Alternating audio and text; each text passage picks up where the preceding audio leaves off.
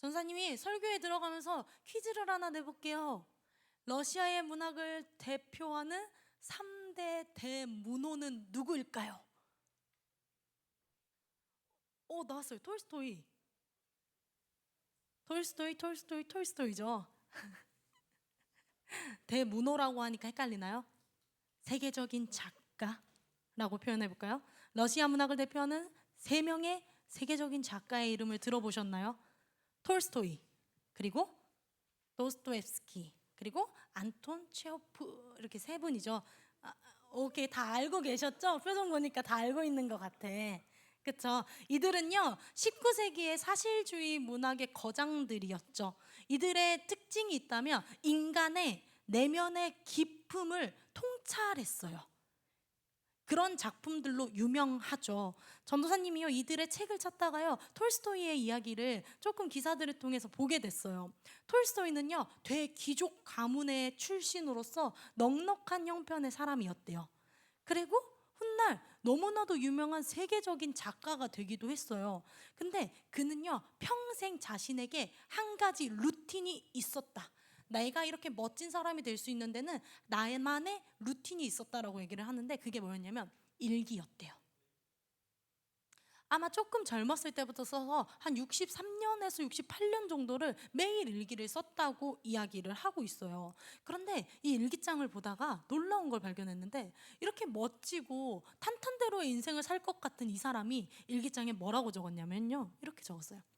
나처럼 넓적한 코와 두꺼운 입술과 그리고 작은 회색깔의 눈동자와 큰 손과 큰 발을 가진 사람에게는 이 세상에 어떠한 행복도 주어지지 않을 것이다.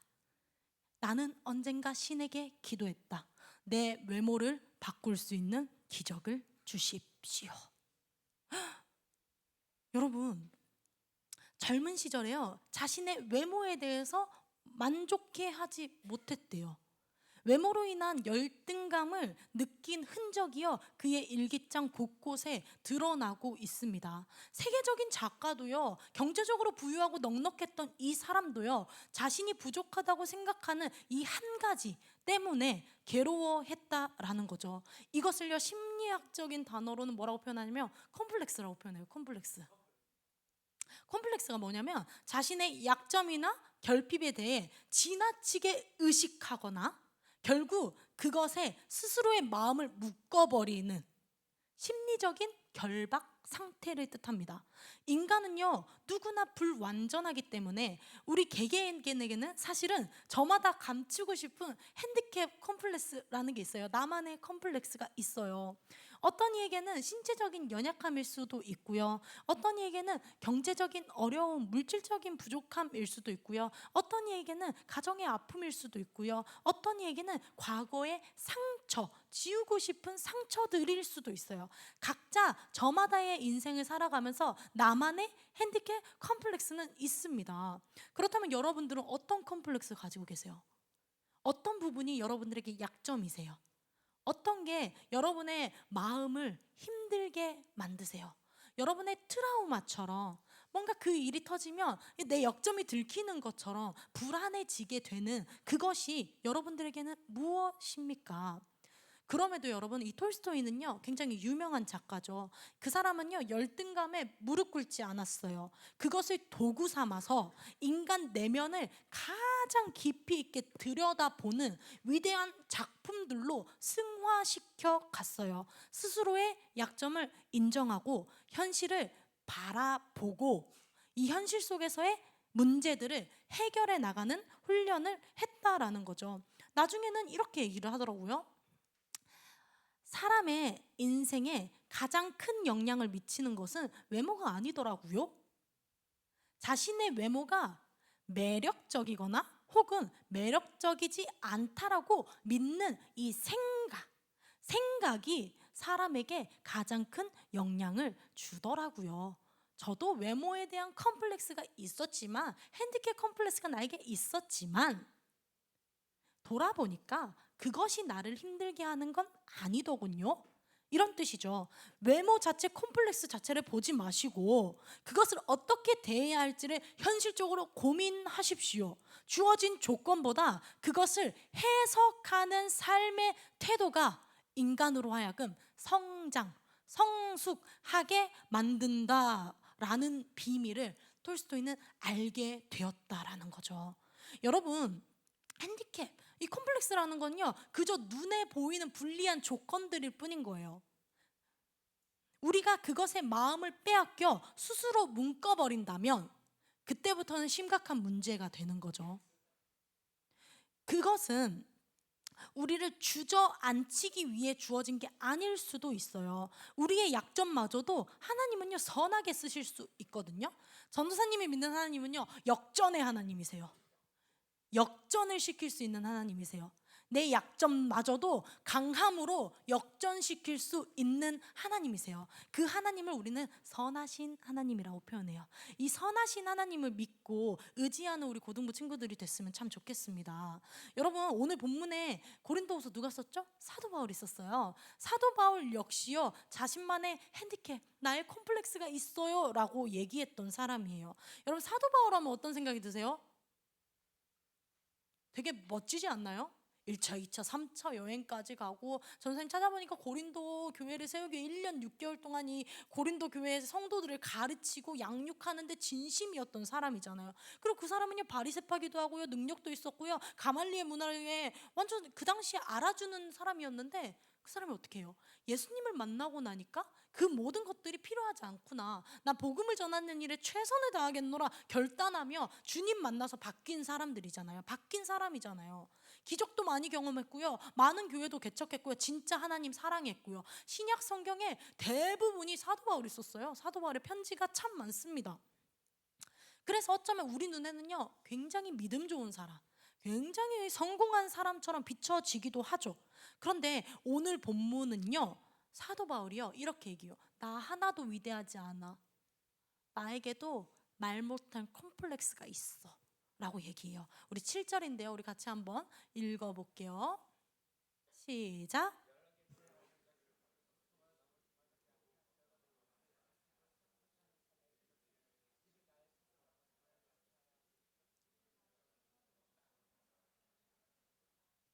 여러분, 그렇다면 바울을 묶어버린 이 육체의 가시가 뭘까요? 육체의 가시. 육체의 가시 때문에 내가 너무 힘들었다라고 얘기를 하는데, 성경을 보니까요, 그 가시가 뭔지 알려주진 않더군요. 그래서 어떤 학자들은요, 안지라, 눈이 좀 잘 안 보였던 것 같아 라고 이야기를 해요. 그리고 어떤 학자들은요, 그냥 간질과 같이 그냥 갑자기 쓰러지고 거품을 물고 그런 환지를 가지고 있지 않았을까라고 추측하기도 하고요. 어떤 사람들은요, 정신적인 결핍이었다고 얘기도 해요. 그냥 지속적으로 박해를 받고 비난을 받으니까 마음과 정신이 온전하지 못하지 않았을까, 마음의 병이 있지 않았을까 추측합니다. 그런데 갈라디아서를 보면 예측할 수 있는 것은요, 바울이 편지를 쓸 때 내가 굳이 큰 글자로 너희에게 자필하여 쓰노라 하는 것을 보며 대부분의 학자들은 눈에 질환이 있지 않았을까, 눈이 좀 잘 안 보이지 않았을까 라고 이야기를 한다고 하죠. 하지만 이 또한 어디까지나 추측일 뿐 어느 것 하나 결정적인 증거는 없어요. 근데 흥미로운 것은요, 당사자인 이 바울조차도요, 이 가시의 정체가 무엇인지를 밝히는 데에 관심을 두지 않는다는 거. 그렇다면 성경이 사실 그 질병 자체, 그 질병이 무엇인가에 대해서 주목하지 않는다면 중요하지 않을 수도 있다라는 거죠. 오히려 하나님께서 허락하신 이 지속적인 육체의 가시, 나를 묶어버리는 이 굴뚝 같고 이 힘든 이 아픔이, 나의 약함이 어떤 것이냐가 아니라 이 약함엔 분명한 목적과 이유가 있을 거야가 훨씬 더 중요하다라는 거예요. 9절 말씀인데요, 우리 9절 말씀 한번, 하나님의 말씀 한번 봅시다. 없나 봐요. 그럼 우리 성경 말씀 한번 찾아서 9절 한번 읽어봅시다. 9절입니다. 시작. 나에게 이르시기를 내 은혜가 내게 족하도다. 이는 내 능력이 약한 데서 온전하여 짐이라 하신지라. 그러므로 도리어 크게 기뻐함으로 나의 여러 약한 것들에 대하여 자랑하리니 이는 그리스도의 능력이 내게 머물게 하려 함이라. 우리는요 보통 인생의 가시, 여러분들에게 있는 이 컴플렉스를 발견하게 되면 왜 내 인생에 이런 일이 일어났을까 괴로워해요. 왜 하필 나에게 이런 일이 일어나는 거야 원망하기 쉽습니다. 바울 역시요 힘들었대요. 그래서 3번 정도 하나님께 정말 간절하게 기도했대요. 하나님, 왜 내게 육체의 가시를 주셨습니까? 하나님, 왜 하필 저에게 이 육체의 가시를 주셨습니까? 하나님, 왜 이 많고 많은 사람 중에 내가 정말 주의 자녀답게 살려고 노력하는데 왜 주의 자녀인 나에게 이런 육체의 가시의 고난을 주셨습니까? 제발 사라지게, 없어지게 해주세요 라고 기도했대요. 그리고 하나님이요 응답하셨대요. 뭐라고 응답하셨냐면요, 바울아 있잖아, 내가 너에게 그 육체의 가시를 준 이유는 너로 하여금 네가 너무너무 자만해질까봐, 자만해지지 말라고 내가 너에게 허락한 거야. 야 바울아, 내가 너에게 육체의 가시를 준 이유는 너가 자족할 수 있는, 자족 뭐야, 스스로 만족할 수 있는, 하나님의 은혜만으로도 충분히 만족할 수 있는 법을 알게 하시려고 너에게 내가 이 가시를 허락했단다. 즉 바울이 교만하여서 하나님을 떠나지 않게 하시기 위하여 자신의 살아온 모든 삶이 하나님의 은혜였다라는 사실을 기억하게 하기 위해서 하나님이요 그 육체의 가시, 그 질환을요 걷어가지 않으셨다라고 이야기를 해요. 그래서 이 가시는요 전사님 보니까 하나님의 은혜의 장치였던 거예요. 은혜 속에 머무를 수밖에 없게 만드는 도구였던 거예요. 바울을 보호하게 하기 위한 하나님의 손길이었던 거예요. 그렇다면 이 육체의 가시는 저주입니까? 축복입니까? 축복이죠. 결국 하나님께서 바울에게 알려주고 싶었던 것은요, 가시가 어떤 것이냐에 대한 정체가 아니라 가시의 진정한 의미였어요. 다시 말해 바울의 인생을 바꾼 것은요, 내가 가시가 무엇인지를 알아내는 것이 아니라, 내가 좋은 의사를 찾고 좋은 약사를 찾는 것이 아니라, 그 순간이 아니라 하나님이 나에게 왜 이것을 굳이 나에게 허락하셨는가에 대한 의미를 발견하는 순간이었다는 거죠. 우리는요 시간이 지나고 나서야 비로소 알게 되는 것들이 있어요. 여러분들 그런 거 있잖아요. 전도사님은요 시간이 지나고서야 알게 되는 것 하니까 딱 하나 떠오르더라고요. 부모님의 잔소리. 부모님의 잔소리. 전사님이 어렸을 때 부모님이요 전사님한테 편식하지 마, 그리고 배꼽티 입지 마, 뭐 이런 얘기를 많이 했어요. 옷 따뜻하게 입어야 돼. 근데요 그때는요 그 이야기가 왜 이렇게 듣기 싫은 거야. 왜 우리 엄마 맨날 똑같은 말만 하는 거야. 이 배꼽티가 얼마나 예쁜 건데 라는 마음을 가졌어요. 왜 그렇게 반복해서 나에게 잔소리하는 거야? 그런데요 전사님이요 20살 같지만 31살인데 30살이 지나고 나서야 전사님이 탁 느끼는 게, 지금은요 배꼽티 안 입어요. 살이 쪄서가 아니라 배꼽티 입으면 배가 시려요. 배가 아파요. 그리고 지금은요 편식 안 해요. 삼계탕도 잘 먹고 추어탕도 잘 먹어요. 왜? 건강해지려고, 오래 살려고. 누가 시키지 않아도요 건강을 위해서 내가 골고루 먹고 옷을 따뜻하게 입어요. 이제야 알게 되는 거죠. 시간이 지나고서야 알게 돼요. 10대 때는 알지 못했던 그 비밀이 30대가 되니까 알겠더라고요. 그때 부모님의 말씀이 잔소리가 아니었구나. 부모님이 나를 통제하려고 그렇게 말한 게 아니었구나. 나 진짜 사랑하는 거였구나. 관심이었구나. 애정이었구나 라는 걸 시간이 지나고 알게 된다라는 거예요.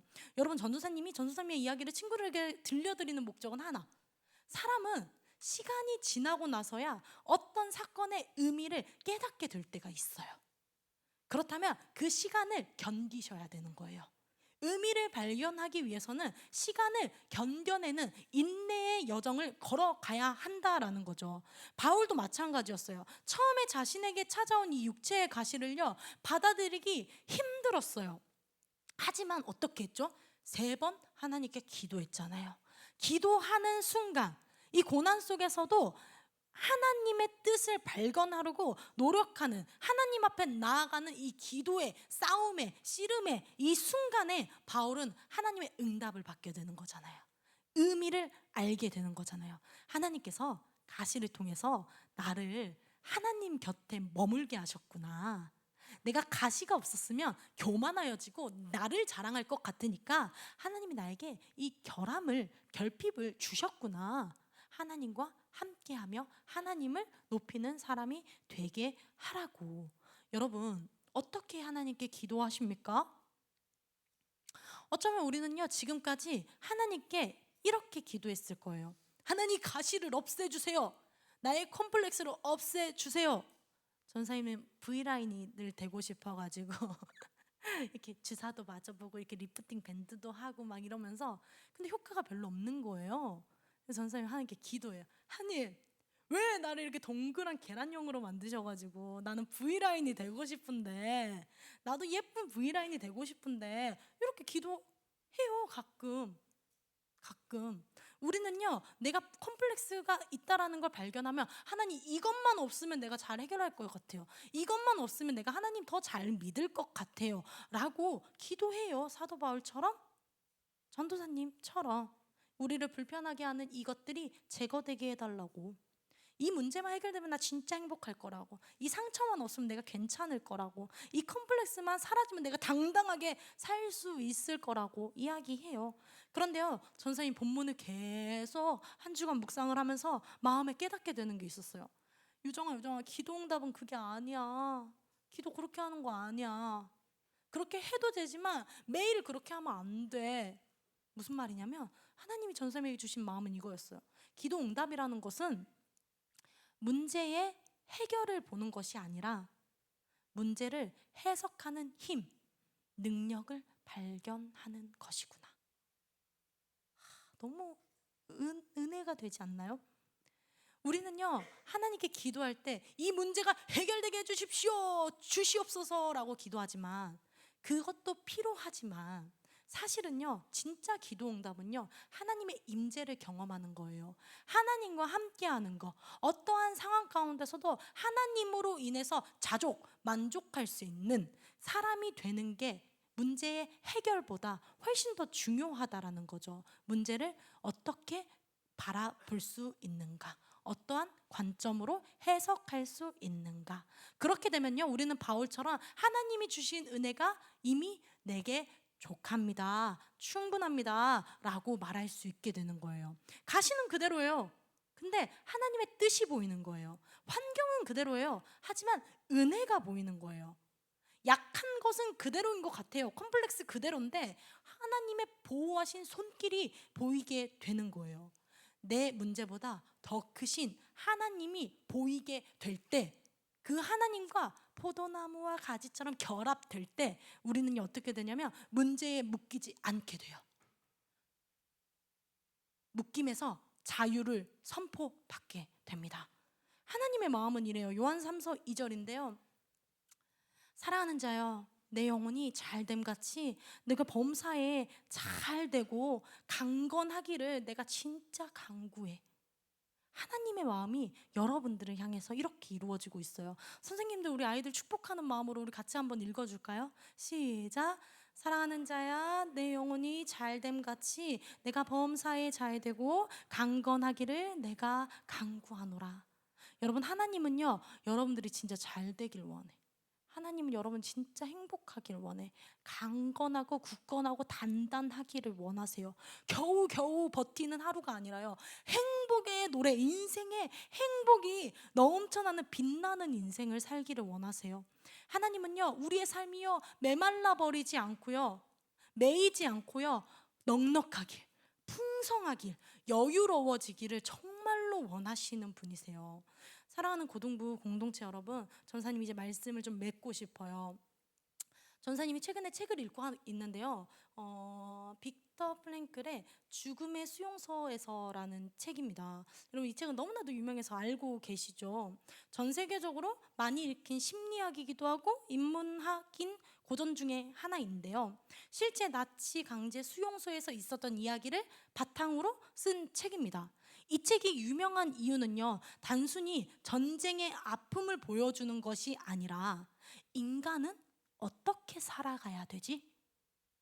고난이 안 올 수는 없는데 이 고통스러운 순간에 인간이 어떤 삶의 목표와 의미를 가지고 살아가야 하는가에 대한 통찰력을 보여주기 때문에 이 책이 유명해졌죠. 전사님이 읽기 시작했는데 한 절반 정도 지금 읽었습니다. 근데 내용을 조금 친구들이랑 나누고 싶어요. 프랭클이라는 사람이요, 이 수용소에서 살았던 사람이에요. 3년 정도. 근데 이 사람은요, 평범했던 의사입니다.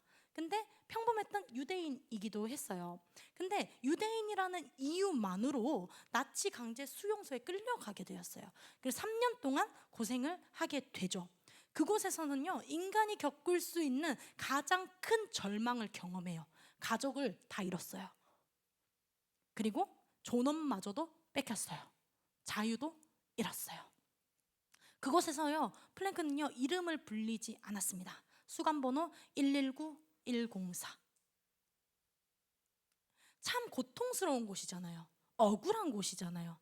근데요, 이 3년의 과정이 끝나고 해방되었을 때 이 플랭클이요, 훗날 이 책을 쓰면 될 그의 통찰력이요, 너무나도 뛰어나서 이 책이 유명해졌잖아요. 저는 챕터를 읽다가 너무나도 좀 와닿았던 부분이 있다면 이거였어요. 믿음을 상실하면 삶을 향한 의지도 상실된다 였어요. 믿음을 상실하면 삶을 향한 의지도 상실된다. 전사님 마음에 가장 깊이 남은 문장이었는데, 인간을 망하게 하는 것은요, 고난도 고통도 핍박도 전쟁도 아니었어요. 삶을 향한 갈망, 살고자 하는 열망, 삶에 대한 분명한 목표, 살아가야 하는 목적을 발견하지 못할 때 인간은 망한다. 이에 나중에 플랭클이어 해방된 후에 그때의 아픈 기억을 토대로 로고테라피라는 이 단어를 조금 더 명확하게 심리치료를 쓸 때 사용하는 단어로 쓰셨죠. 이게 뭐였냐면, 인간의 가장 근본적인 욕구가 쾌락이나 권력이 아니라 삶의 의미를 발견하는 데 있다. 그래서 플랭클은요, 사람이 고난 때문에 무너지는 게 아니에요. 전쟁 때문에 무너지는 게 아니에요. 우리가 힘들어서 망하는 게 아니에요. 그 고난이 있더라도 그 고난 속에서 내가 의미를 찾지 못할 때 내 마음은 폐허가 되는 거예요 라고 이야기를 했다는 거죠. 말씀을 전사님 진짜로 정리해요. 바울도요, 고난이 사라져서 행복한 사람은 아니었어요. 문제가 다 해결되었기 때문에 자유로워진 사람도 아니었어요. 그는 자신의 가시 속에서도 하나님의 은혜를 발견할 수 있었기 때문에 행복해진 거죠. 자신의 약함 속에서도 강하신 하나님이 나와 함께 하신다라는 사실을 마주했을 때 자유해질 수 있었던 거죠. 사랑하는 고등부 공동체 여러분, 지금 여러분들을 괴롭히는, 여러분들만 아는 컴플렉스, 가시는 무엇입니까? 그것 때문에 스스로 미워하고 있지는 않나요? 그것 때문에 하나님을 혹시 원망하고 계시지는 않습니까? 근데 하나님이요, 분명히 말씀하세요. 얘들아, 가시 그 자체를 바라보지 말고 나를 바라봐. 은혜를 바라봐. 문제에 묶여버리지 말고, 묶인 인생 말고 자유를 주시는 하나님을 바라봐. 네가 원하는 기도응답 말고 나와 함께 살아가는 동행의 임재의 기쁨을 경험해봐. 그 안에 진짜 행복이 있는 거야. 그 안에 진짜 자유가 있는 거야 라고 하나님 분명히 말씀하세요. 하나님은요, 여러분의 삶이 메마르지 않기를 원하세요. 겨우겨우 버티는 인생이 아니라 정말로 행복의 노래가 넘쳐나기를 원하세요. 여러분이 약한 그때 비로소 하나님이 역사하신다는 진리를 붙들고 다시 한번 일어나는 우리 진이 고등부 됐으면 좋겠어요. 여러분들 아멘이세요? 아멘이세요? 마지막으로 여러분들을 향한 하나님의 사랑의 메시지를 전사님이 2개 읽어드리고 이제 우리 함께 찬양하며 나아갈 거예요. 여호와의 말씀이니라. 너희를 향한 나의 생각을 내가 아나니 평안이요 재앙이 아니니라. 너희에게 미래와 희망을 주는 것이니라. 하나님을 사랑하는 자 곧 그의 뜻대로 부르심을 입은 자들에게는 모든 것이 합력하여 선을 이루느니라. 하나님이 여러분들을 향해서 말씀하고 계십니다. 여러분이 겪고 있는 걸어가는 이 힘듦이요, 사실은 여러분을 성장시키기 위한 도구라는 사실을 발견하셨으면 좋겠어요. 언제? 기도할 때, 하나님을 예배할 때 발견할 수 있습니다. 이 비밀을 가지고 이 세상 가운데 넉넉하게 빛나는 인생을 살아가는 주님의 자녀들이, 주의 일꾼들이 세워지기를 전도사님은 날마다 기도하겠습니다.